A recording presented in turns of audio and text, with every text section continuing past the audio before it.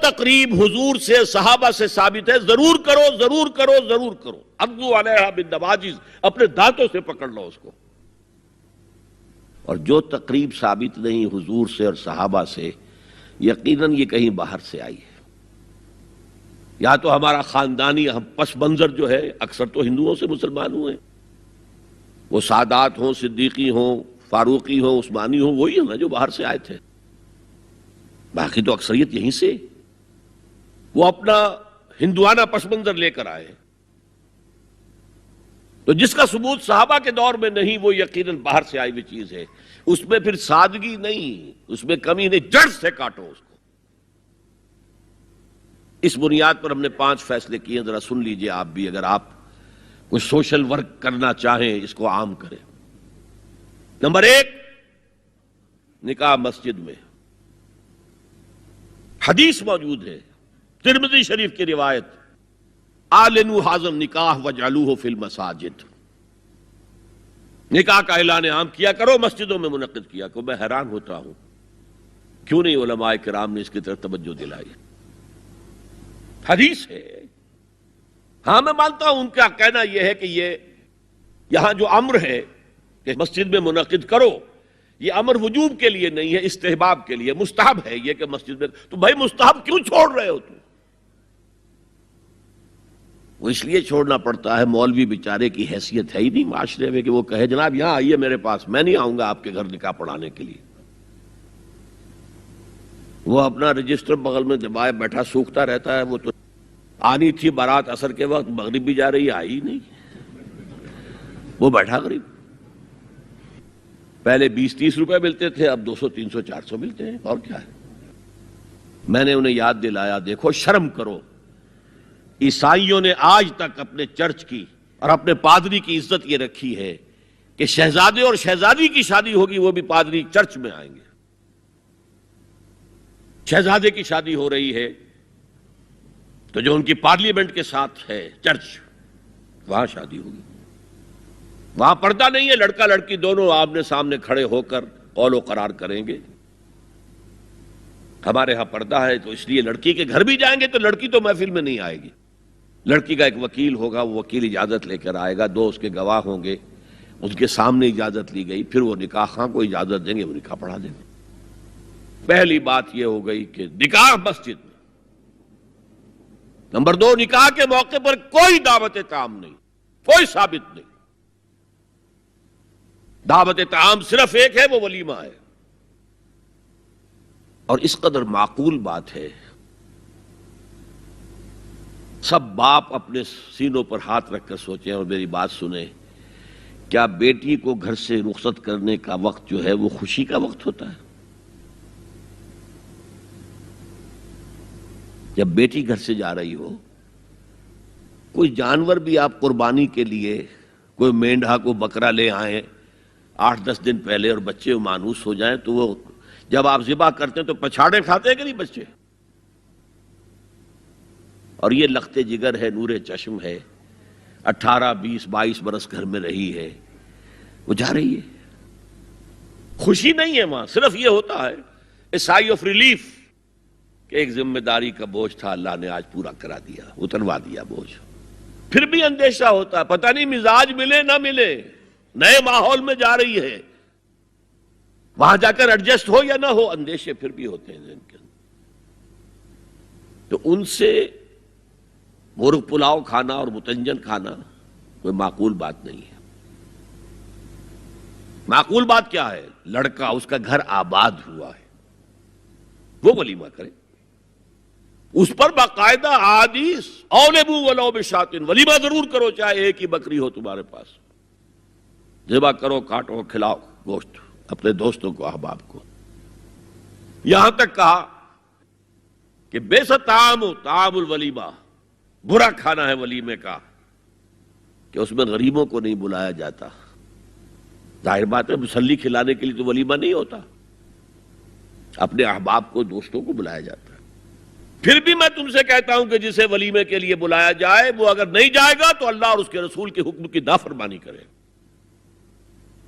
تو جس رسول نے اتنی تفصیل سے حکم دیا ہو ایک دعوت کا، وہ دوسری دعوت میں بھی خیر ہوتا میں بیان کرتا. جب نکاح مسجد میں اور کوئی دعوت تعام نہیں تو بارات کا تصور خلاص. بارات کس بلا کا نام ہے؟ قرآن میں تو کوئی ذکر ہی نہیں، عربی میں یہ لفظ ہی نہیں. اجتماع طرفین مسجد میں ہوا، نکاح ہوا. لڑکی کو حضرت فاطمہ کو رضی اللہ تعالی عنہا کچھ خواتین جا کر چھوڑ آئی تھی اس حجرے میں جو ایک انصاری صحابی نے حضرت علی کو دیا تھا. ان کا تو کوئی گھر بھی نہیں تھا. کوئی حضرت علی آئے ہوں اور آ کر وداع کرا کے لے کے گئے ہوں، کچھ بھی نہیں. چوتھی چیز، جہیز کا کوئی تصور اسلام میں نہیں. خالص ہندوانہ رسم، خالص ہندوانہ رسم، خالص ہندوانہ رسم. ہندوؤں میں کیوں ہے؟ وہ اس لیے ہے، معقول بات ہے کہ لڑکی کا وراثت میں کوئی حصہ ہے ہی نہیں. وہ تو جب گھر سے نکل رہی ہے کچھ دے دلا کے رخصت کر دو. دان دہیج یہ خیرات ہے، لڑکی کا حق کوئی نہیں ہے گھر پر. اسلام میں تو لڑکی وارث ہے. والد فوت ہوں گے وراثت تقسیم ہوگی، والدہ فوت ہوں گی کوئی ان کی ہے ملکیت وہ تقسیم ہوگی. شادی کے موقع پر کوئی جہیز اسلام میں نہیں، قطعاً نہیں. غلطی سے حضرت فاطمہ کے جہیز کو جہیز کہہ دیا گیا. وہ جہیز کیا تھا؟ ایک پیسہ بھی حضور کے اپنی جیب سے نہیں تھا. اس شادی میں خاص بات کیا تھی کہ دولہا کے ولی بھی حضور ہی ہے. اور کون ہے؟ علی کا کون تھا مدینے میں؟ اور دلہن کے والد بھی حضور ہیں. اب حضور پوچھتے ہیں حضرت علی سے تمہارے پاس مہر دینے کے لیے کچھ ہے؟ عرض کیا میرے پاس تو کچھ نہیں. وہ فقراء صحابہ میں سے تھے. فرمایا مہر تو دینا ہے. تمہارے پاس ایک زرہ ہوتی تھی؟ جی ہاں زرہ تو ہے. انہوں نے یہ سمجھا زرہ تو جہاد کے لیے ہے، کوئی وہ دولت تو نہیں ہے. فرمایا جاؤ اسے بیچو یا گروی رکھ کے قرض لے کر آؤ. وہ گئے، حضرت عثمان نے خرید لی اور کچھ دنوں کے بعد واپس کر دی ہدیتاً. یہ زرہ میں ہدیہ آپ کو کر رہا ہوں. اس وقت اگر کہتے چھوڑو علی، کہاں لو میں پیسے دے دیتا ہوں تمہیں، تو ان کی طبیعت پر بار ہوتا.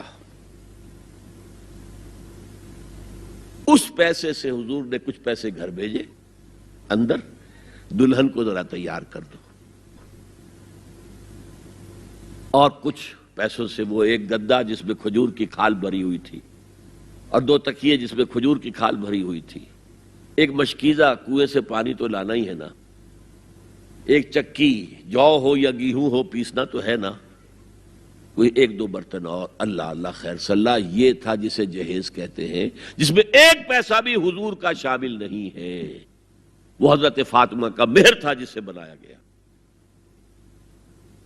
ورنہ مدینے ہی میں دوسری آپ کی صاحبزادی کا نکاح حضرت عثمان سے بھی ہوا. کہیں ذکر ہے جہیز کا؟ حضرت عثمان کا گھر بھرا ہوا، ہر چیزیں موجود، وہاں تو جہیز کا تذکرہ نہیں. بہرحال یہ شادی کو آسان کرو، زنا کو مشکل بناؤ. یہاں شادی کے لیے 9 من تیل ہوگا تو رادھا ناچے گی، ورنہ یہ کہ بڑی ہو رہی ہے، عمر ہو رہی ہے، سب کچھ ہو رہا ہے، لیکن کچھ تقاضے تو ہے نا، آخر کچھ تو کرنا ہوتا ہے نا. آخر کچھ نہ کچھ لوگوں کو تو کھانا کھلانا ہی ہوتا ہے نا. بارات تو آخر آئے گی ہی نا، کچھ نہ کچھ تو دینا ہی ہوگا. کچھ جوڑے کپڑے، کچھ. یہ اسلام کا فلسفہ جو میں نے 4-5 باتیں آپ کو بتا، فلسفہ یہ ہے کہ لڑکی کے باپ پر ایک پیسے کا بوجھ نہیں. اس نے لڑکی پال پوس کے تمہارے حوالے کر دیا، اب اور کیا چاہتے ہو تم؟ سارا مرد آزماں مرد آفرین، مرد کو چیلنج دیا ہے، تم مرد ہو، مہر تم دو گے. اور سب سے بڑھ کر کیا ہو رہا ہے آج کل بھی ہوتا ہے، وہ ہمارے ایک کچھ کام ہوتے ہیں اسلامی، وہ بھی ہے کچھ وہی ہندوانہ پس منظر. نکاح کی محفل میں چھوارے کون لے کے آتا ہے؟ جی لڑکے والے. اور پلاؤ کن سے کھاتے ہیں؟ بھائی جس کو تمہیں مرغ پلاؤ کھلا رہا ہے وہ چھوارے نہیں بانٹ سکتا تھا؟ یہ ہے اسلام اور غیر اسلام کا امتزاج. چھوارے لڑکے والے لے کر آئیں گے. اور پھر دعوت اڑائیں گے لڑکی والوں کی طرف سے. لنکا سے جا رہا تھا عرب کی طرف. ہندو ایکسپلائٹ کرے گا, ہماری تہذیب کو ختم کرے. آپ کن بندھنوں میں ہمیں باندھ رہے ہیں؟ تو اللہ ایک چانس دے کر دیکھ لینا چاہتا تھا کہ یہ کرتے کیا ہے. 57 سال ہو گئے ہمیں. جو ملک لیا تھا اسلام اسلام اسلام اسلام کی رٹ لگا کر, وہ کہاں اسلام لایا؟ کچھ لوگ ٹی وی کو بھی حرام کہتے ہیں, برائے مہربانی وضاحت کریں. میں سب سے پہلے عنوان میں 2 چیزوں کی اصلاح کرنا چاہتا ہوں. دیکھیے, بر صغیر کی اصطلاح غلط ہے. بر صغیر تو کسی چھوٹے سے جزیروں کو بھی کہہ دیں گے, چھوٹی خشکی. یہ ترجمہ کیا گیا ہے سب کانٹیننٹ کا. کانٹیننٹ کہتے ہیں بر اعظم کو, بر اعظم کانٹیننٹ. تو اعظم سے نیچے آتا ہے عظیم. یہ بر عظیم ہے ہند, بر عظیم پاک و ہند. آج ہم اسے پاک و ہند کہیں گے, پہلے یہ بر عظیم ہند تھا. یہ غلط لفظ ہمارے ہاں لکھنے میں بولنے میں آ گیا ہے. بر صغیر تو کسی چھوٹے سے جزیرے کو بھی کہہ دیں گے, چھوٹی سی خشکی. یہ بہت بڑی خشکی ہے. یہ بر اعظم ایشیا کا ایک بہت بڑا علاقہ ہے, اس لیے اعظم سے ایک سیڑھی نیچے اتریے تو عظیم ہوتا. یہ بر عظیم ہے, بر صغیر نہیں. اسی طرح مسلمان غیر اسلامی ریاست میں اس میں بھی ایک مغالطہ ہے, گویا کہ دنیا میں کوئی خالص اسلامی ریاست بھی ہے, جبکہ آج دنیا کی تمام مسلمان مملکتیں خالص غیر اسلامی ہیں. تو گویا کہ بنیادی طور پر کوئی فرق واقع نہیں ہوا. مسلم اکثریت کا ملک ہونا اور بات ہے, اور اسلامی ریاست ہونا اور بات ہے. زمین و آسمان کا فرق. بہرحال ان دونوں موضوعات پر میں کوشش کروں گا کہ اپنے خیالات آپ کے سامنے رکھوں, اور مجھے اندیشہ ہے کہ آپ میں بہت سے حضرات میری بعض آراء سے اتفاق نہیں کریں گے, لیکن میں خلوص و اخلاص کا تقاضا پورا نہیں کروں گا, نہ اپنی ذات سے نہ آپ سے. اگر وہی بات آپ سے نہ کہوں اور آپ کے سامنے نہ رکھوں, یہ جو میری حقیقی رائے ہے, تو میں چند باتیں رکھوں گا, قبول کرنا نہ کرنا آپ کا کام ہے. دیکھیے, بر عظیم پاک و ہند کے ضمن میں سب سے پہلے تو 2 بدقسمتیوں کو نوٹ کر لی. پہلی بدقسمتی یہ کہ یہ بر عظیم دور نبوت کی سعادتوں سے محروم رہا. دور نبوت میں یہاں تک دعوت اسلام نہیں پہنچی. اکا دکا کوئی لوگ مسلمان ہوئے ہیں. مالابار کا کوئی راجہ تھا جس نے شق القمر کا معجزہ اپنی آنکھوں سے دیکھا تھا. اسے جب معلوم ہوا کہ یہ تو اصل میں ایک عرب میں پیدا ہونے والے رسول کی انگلی کے اشارے سے ہوا تھا, تو وہ ایمان لے آئے. لیکن یہ آئسولیٹڈ واقعات ہیں. بحیثیت مجموعی بر عظیم پاک و ہند دور نبوت کی برکات سے محروم رہا. پھر یہ کہ دور خلافت راشدہ کی برکات سے بھی محروم رہا. یہاں اسلام کسی قابل ذکر حیثیت میں آیا ہے دور بنی امیہ میں, وہ بھی کسی دعوت و تبلیغ کے مثبت مقصد کے لیے نہیں, بلکہ ایک انتقام اور بدلے کے لیے کہ کچھ مسلمان تاجروں کا ایک بحری قافلہ جو سرندیپ سے لنکا سے جا رہا تھا عرب کی طرف, اسے یہاں کراچی کے قریب اسے یہاں کے سندھی ڈاکوؤں نے لوٹ لی. اس پر مطالبہ آیا اسلامی مسلمان حکومت کی طرف سے. وہ ملوکیت تھی. اب وہ اسلامی حکومت اس معنی میں نہیں رہی تھی جس معنی میں کہ خلافت راشدہ اسلامی حکومت تھی, کہ جو قیدی ہیں تمہارے پاس رہا کرو اور کمپنسیٹ کرو جو بھی نقصان یہاں ان مسلمان تاجروں کا ہوا ہے. جب اس کے جواب میں بالکل منفی رد عمل موصول ہوا تو پھر چڑھائی کا فیصلہ کیا گیا. گویا کہ یہ ایک سزا دینے کی ایک مہم تھی. بہرحال اس وقت جو اسلام یہاں آیا تھا اس کے کریکٹرز اس اسلام سے کچھ مختلف تھے جو بعد میں یہاں آیا.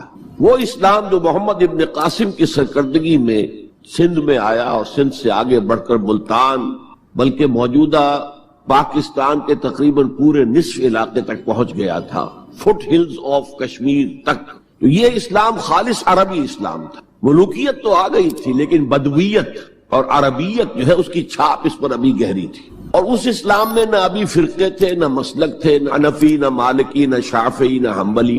نہ عقائد کے بارے میں بحثیں شروع ہوئی تھی, علم کلام کی بحثیں ہوئی تھی, نہ ابھی یونانی فلسفے اور منطق کا حملہ ہوا تھا, ابھی کچھ نہیں تھا. سادہ اسلام. اسلام اپنی اصل سادگی پر برقرار تھا. چنانچہ اس کی قوت تسخیر بڑی زبردست ثابت ہوئی, اور خاص طور پر محمد ابن قاسم جو نوجوان 17-18 برس کا نوجوان اور نہایت نیک اور پاک باز, سندھ کے ہندوؤں نے جو اپنی ایک روایت ہے کہ اس طرح کا آدمی تو کوئی اوتار ہی ہو سکتا ہے. فارسی میں بھی کہا جاتا ہے کہ در جوانی توبہ کردن شیوے پیغمبر است. جوانی کے اس عمر میں بھی کوئی شخص پاک زندگی گزار رہا ہو تو یہ تو پیغمبروں کا طریقہ ہے.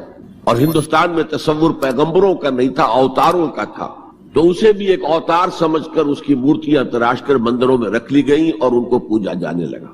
یہی چیز اس کے لیے خطرے کا سبب بن گئی ہے، کیونکہ اب بیک ہوم اسلام کا جو اصل گھر تھا عرب، اس میں ملوکیت آ چکی تھی، اور ملوکیت کبھی اسے برداشت نہیں کر سکتی کہ کوئی اور شخص اتنا پاپولر ہو جائے کہ اسے چیلنج کر سکے. لہذا محمد بن قاسم کو بلایا گیا اور شہید کر دیا گیا. اب اس کے بعد ظاہر بات ہے کہ وہ اسلام ریسیڈ کرنا شروع ہوا، واپس آنا شروع ہوا.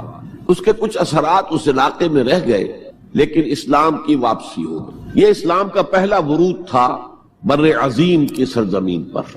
اس کے بعد اسلام آیا ہے 300 برس بعد، اور اب یہ آیا ہے شمال مغربی سرحدی صوبے میں جو درے ہیں، کوہ سلیمان میں، کوہ ہندو کش اور کوہ سلیمان میں، درہ خیبر ہے، درہ ٹوچی ہے، درائے گومل ہے، درائے بولان ہے، یہاں سے آنا شروع. اس اسلام کی خصوصیات کچھ اور تھی. ان 300 سالوں میں فقہی مسالک بھی پیدا ہو چکے تھے، حنفی، مالکی، شافعی، حنبلی، ان کے درمیان اختلافات بھی تھے، بحثیں بھی تھی، مناظرے بھی تھے.